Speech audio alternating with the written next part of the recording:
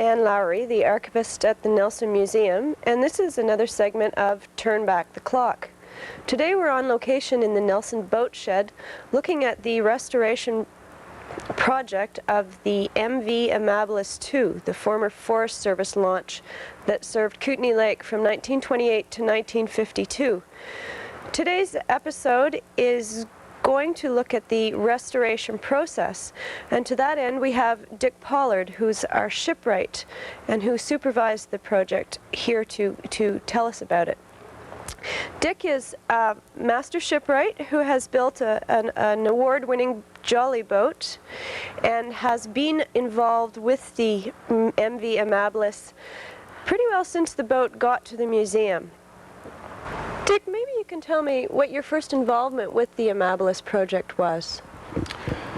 Well, it was Sean Lamb, the curator of the museum here, who asked me to get involved because I was a boat builder and she had a boat that needed a lot of fixing.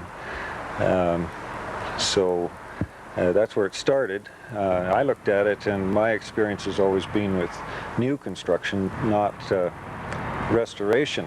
So I suggested that we should bring in an outside marine surveyor, especially one with some experience in restoration work, to look it over, and then I could check my notions about what we should do against somebody with more experience. The person that came to mind for me was a man from the coast by the name of Wayne Loisel, who's been involved quite extensively in the reconstruction of some of the stern wheelers, especially up north, the Kootenay for one. So we prevailed on Wayne to make a trip to the Kootenays, and he came and we went through the boat together with an ice pick and a little hammer, and he tapped and poked and I took notes and he talked, and when we got done we started at the front and went to the back, and we had a terrific compilation of rotten wood that we'd found, and I had lots of good tips how to proceed. And one thing that surprised me at that time was Wayne's comment was, "Oh, she's not nearly as bad as she looks, you know." So that was it, and then I had to start putting together materials orders and finding materials and get the ball rolling.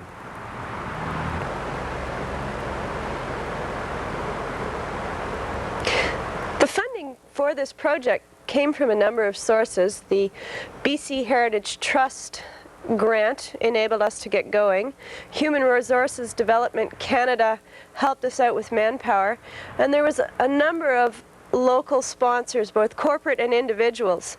Slocan Forest Products helped us out with lumber. Maglio's gave us a discount on supplies. Kootenay Glass, Speedy Auto Glass, Safeway, Overweighty, Dale Anderson and Rolly Anderson, the Ministry of Forests. We had a lot of assistance in this project. It wasn't something we could have done alone.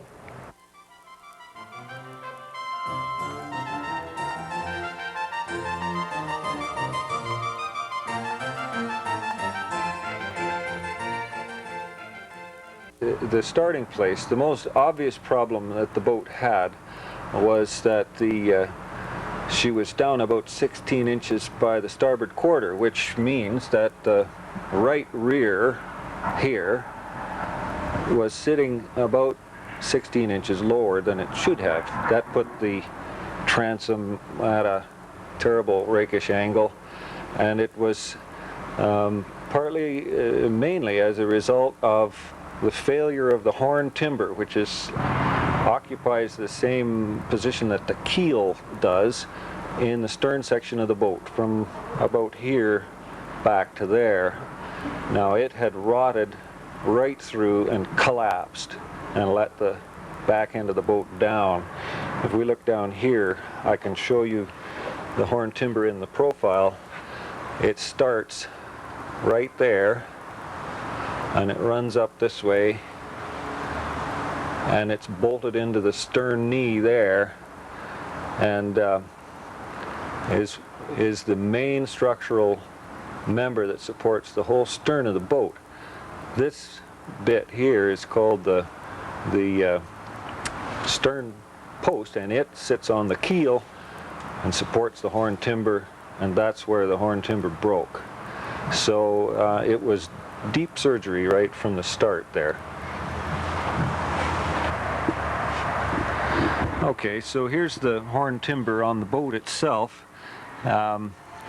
This is the bottom portion of it. This is actually a timber that's 6 inches wide and 7 inches high and 12 feet long. This dipsy doodle up in this area is to take the flange of the rudder post. The rudder is mounted between that point and this point aft of the prop. This was a fascinating piece to build. It's got a nice mortise above the stern timber here, and it has to come down this way and land on this piece, which is the shaft log. The shaft for the prop runs right through here. Now you can see that there's a bit of fresh wood showing here and here. One of the things that Wayne Loisel, the surveyor, promised me was that in digging out the rot that he and I identified on our first look over the boat, we would find lots more rot, and this was the first piece of it that I found. It was pretty distressing because this is a complex timber. This little window right here, you take those 4 screws out and take that off, it exposes a steady bearing that's in there, just mounted right in the wood. And here underneath this big timber I found rot. And I tried to chop it away. Thought maybe I could do a superficial patch there, but it just got too deep.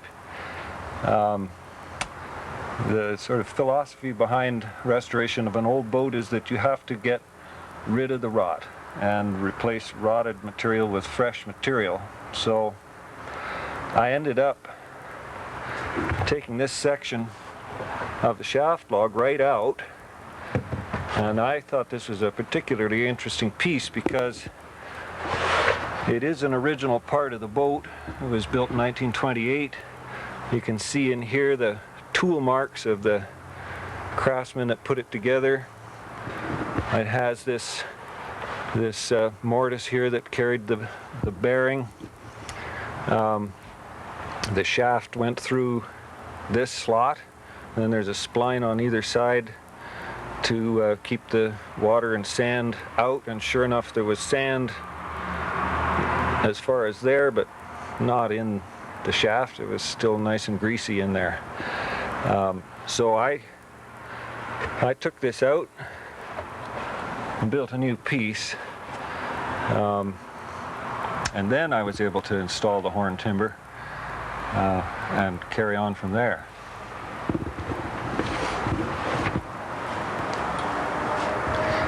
Okay, so here we are in the interior of the boat. This is the top side of that repair to the shaft log that I mentioned, and this is the forward end of the horn timber. These are interesting fastenings. They're called drifts, and that's a clinch ring. It's you just drive a 1/2 inch rod down in there, and you mushroom the top of it over a bit so that the clinch ring stays. And it might sound a little primitive, but it's wonderful because you don't have to cut that bolt off to get it the right length, and there it is, an almost flush fastening. This is the what you get when you put a bolt in. I was unable to find a source for clinch rings anywhere, no matter how hard I tried, East Coast, West Coast. At any rate, there it is, the new horn timber, and as you can see going back, there are quite a few new frames, we call them, ribs, These are bottom frames and side frames over on the side.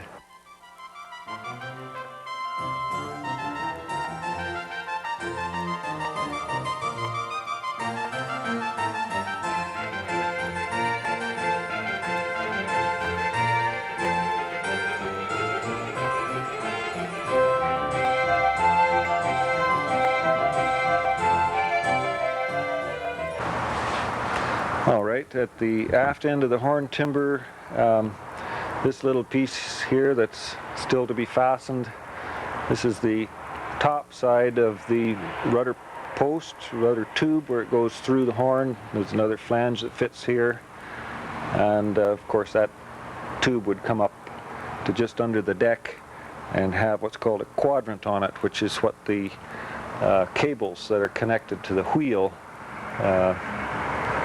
connect to in order to steer the boat. And moving on back to the transom, there's that nice curvaceous piece there. It's called the stern knee, and it of course supports the transom construction. Now those diagonal braces are something that we added because the boat had the habit of leaning down in that corner, as I had pointed out earlier, and she didn't want to square up and stay squared up without a little extra help. So that's something that she got as a little helping hand from the crew this summer. To complete the reconstruction of the stern area, we had to deal with the structural members at the sides as well as down the center. This is the bilge stringer, and you can see that we've got some new wood patched in with the old stuff. This runs right forward to the stem of the boat, so it goes from stem to stern. Tucked down behind here, and I don't think you can see it, is a tricky part called the chine log, and it was hard to get to because it's buried in the intersection of the side frames and the bottom frames, and it has these bolts that go right through it. We had to take the planks off the boat and get rid of these bolts to replace that. We had to replace portions of it on both sides of the boat, forward and aft. So we had to deal with the bottom part of the side, and we had to deal with the top part of the side up here. This is the gunnel area. This piece that stops here at the forward edge of the stern deck structure is called the carlin, and it runs forward to the aft area of the foredeck. In other words, it outlines the open portion of the boat that has the cabins. So we've got quite a bit of new carlin in the boat, and this is a very important structural member called the shear clamp. It's about a 3 by 3 square timber, and it was rotten in lots of places too. The shear clamp is what ties the top of the boat together. It's tied in at the stem at the forward end and right into the transom at the aft end.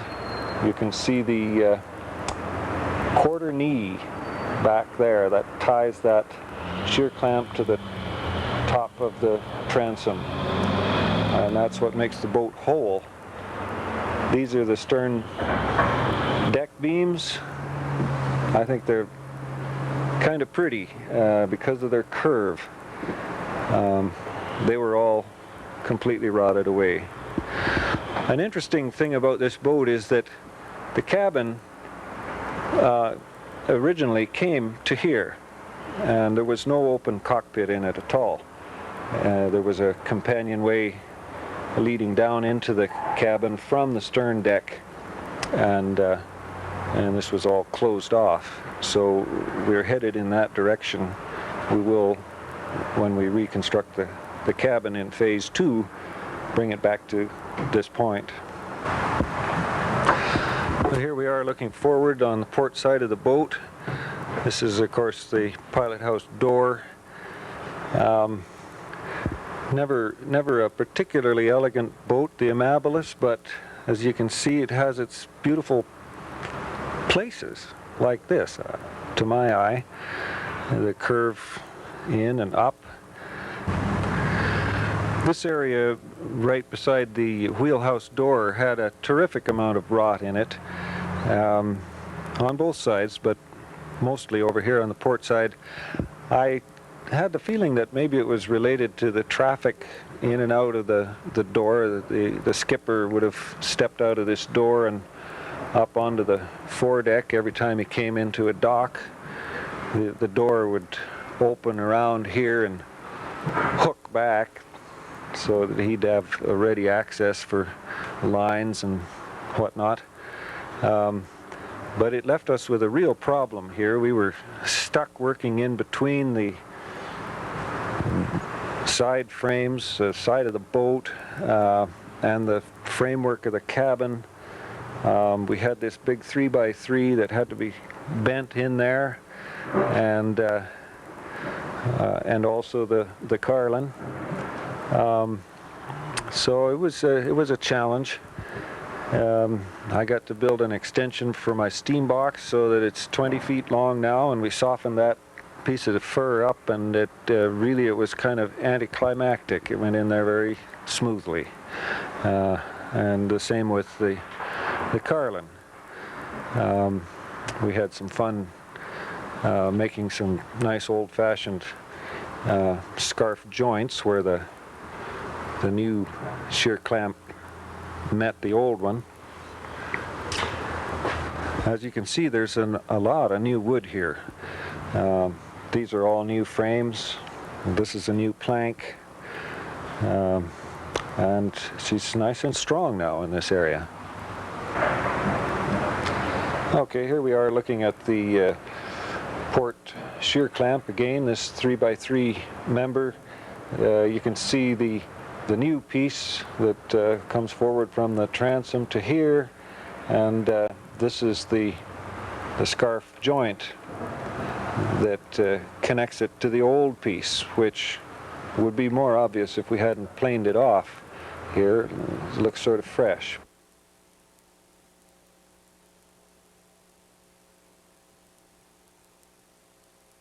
All right, this is the shear clamp on the port side. This is the new piece arriving from the transom, and here you can see the scarfed joint that connects it to the old portion here, which is good for another 8 feet or so forward, and then there's some more new wood. This is one of the challenges of doing restoration work, is to make this type of a joint in place. We had to do that with this piece already installed. It's a fascinating business, working out all the ways and means of doing that kind of thing, and it makes restoration work particularly interesting to a shipwright. There's an ongoing discussion amongst shipwrights and in Wooden Boat magazine and such places about the virtues of butt blocks versus meeting the plank ends just right on a frame. Butt blocks tend to be a little more work because you have another piece to make. This is a fairly simple butt block because the hull isn't twisting in this area. It's just making a simple curve. Up in the forefoot of this boat, there's quite a bit of twist, and then the butt blocks have to twist also. We were forced into using butt blocks because we had these old frames that already had so many nail holes and splits starting and whatnot that there was just no way that we could get 6 fastenings this close to the end of a what's basically just a 2x3 of Douglas fir that would hold well enough to keep these plank ends from springing out here. And so the Amabilis got butt blocks throughout as a result of that.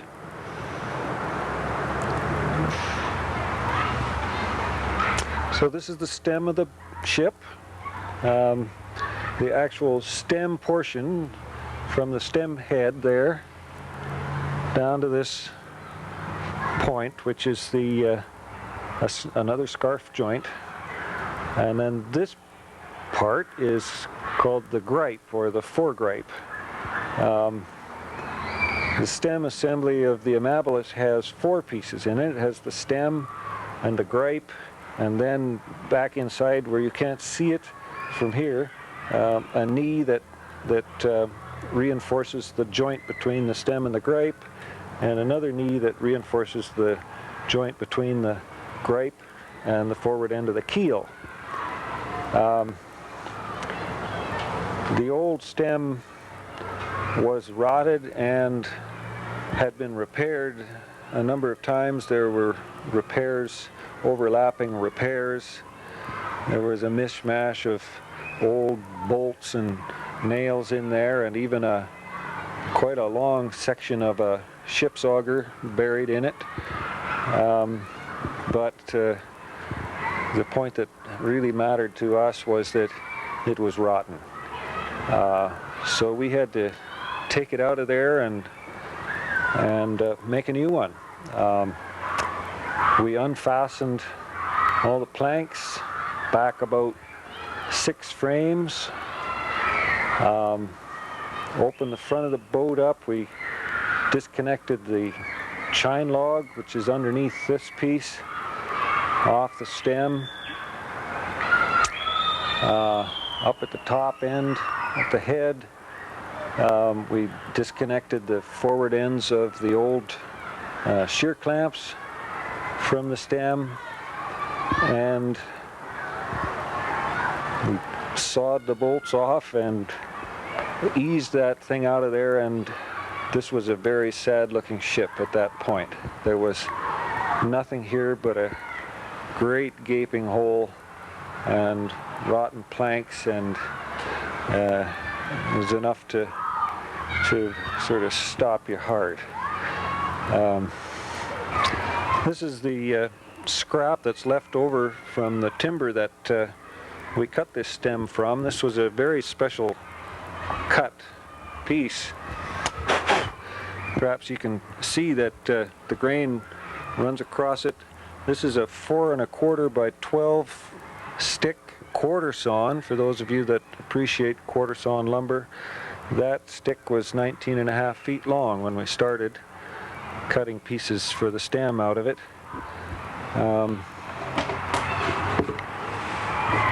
On the wall are the actual patterns that I made to duplicate the old stem. I talked about the forward end of the keel. There's a pattern of that, and that pattern got used for something else along the way, but this is the first knee there, and this is the foregripe that we showed you on the front of the boat. You can see they're quite a bit bigger than what shows. This is the second knee and the stem, moving on up to the stem head. Now, you know, one of the things about a stem that's a bit tricky is to get a notch cut in it that is at the right angle to receive the forward end of the planking, because the planking wants to be flush with the stem when you look at it from the outside.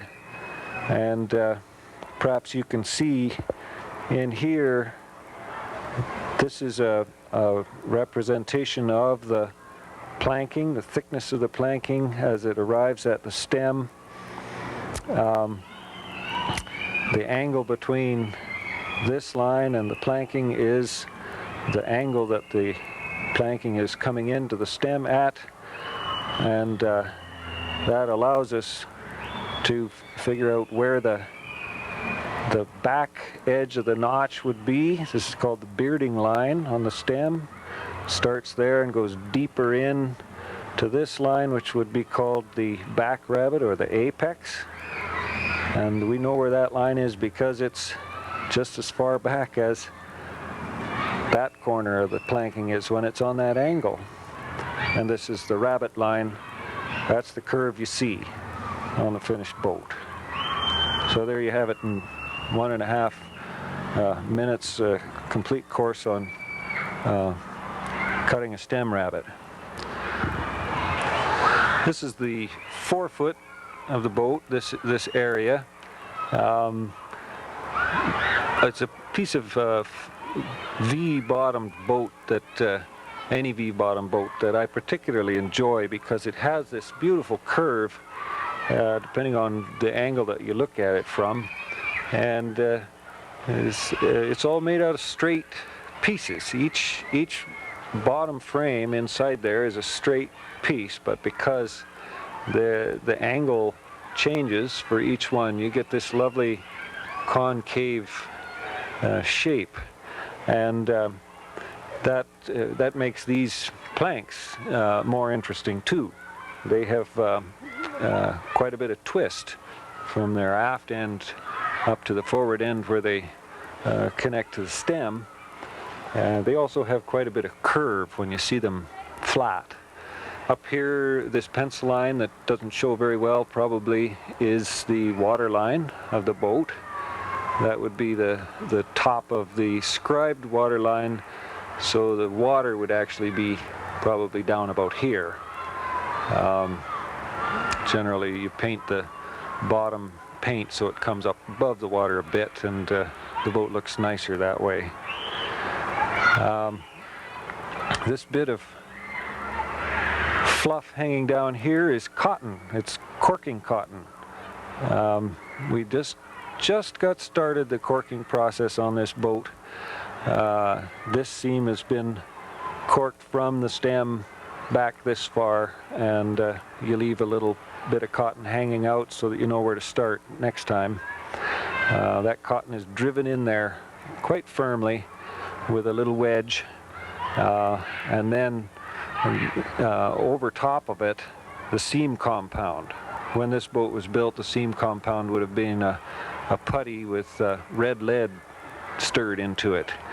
Now in the 90s, rather than stick to that original process, which would dry out here in this boat shed and fall away in a year or so, and it would also be quite poisonous, we will put a more modern seam compound over that cotton, which will stretch when the boat dries and the seam opens up, and it'll stay put on there. All right, here we are in the foredeck area. We did just get started putting on the covering boards. This is the starboard covering board. Nice piece of 1.125 inch thick clear larch covering up the frame heads, the shear clamp. Very important board on a boat in terms of keeping the water out of the structure, so has to be a good one. The foredeck material gets laid here, running just fore and aft parallel to the center line of the boat, and it gets corked just the way the hull does, and where it meets this board, that seam gets corked also. Now I can squeeze down into the forepeak, which this is the area where the forecastle was in the old sailing ships, or the forecastle. These are the bottom frames, the very forward bottom frames, where that lovely curve shows up on the outside of the boat. It's interesting to notice how by the time you get to the very forward ones, they are almost in line with the side frames, and that makes the knee become a very long, slender piece, whereas at the stern it's almost a right angle, and the knees are just a little triangle. This, of course, is the inside of that big stem structure that we talked about before, and you can see how thoroughly bolted together that is. This boat was specifically designed to make beach landings, and that's one of the reasons that this structure is as massive as it is. It's designed to take the impact of running aground, maybe with a little bit of a lumpy lake to contend with too. And it is beautifully designed that way. As I sorted out the actual shape of the stem from the old stuff, I noticed that if you bump the stem up there, there's nice solid end-to-end connections of wood that carry that impact right to the keel, and that's throughout the boat. Here you can see butt blocks on the inside, some bigger ones. I guess we don't have any showing that have got the twist in them, but they're here in the bottom.